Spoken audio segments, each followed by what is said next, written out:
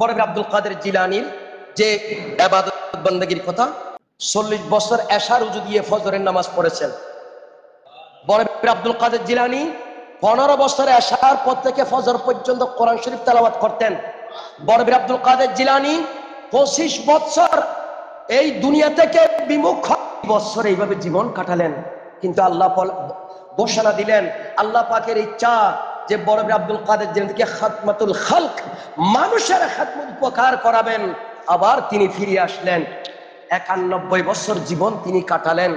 সেই জীবনটার শুরু শেষ একমাত্র দিন ধর্মের জন্য, শরীয়তের জন্য তিনি কাটালেন।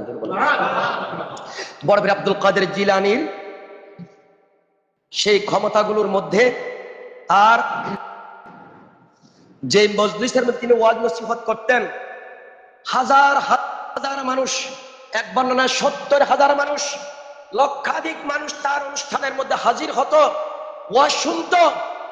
ওনার আলোচনা শুনে মানুষের মধ্যে এমন একটা জজবা পয়দা হতো, বহু মানুষ সেখানে এইভাবে মৃত্যুবরণ করত যে নিজেকে আর সইতে পারতেন না। আল্লাহর মোহে, আল্লাহ পাকের ধ্যানে, আল্লাহ পাকের খেয়ালে মানুষ সেখানে শহীদ হয়ে যেতেন, মারা যেতেন। এইভাবে জজবা পয়দা হতো। প্রথম ব্যক্তি যেইভাবে শুনতেন, শেষ ব্যক্তিও সেই রকম শুনতেন।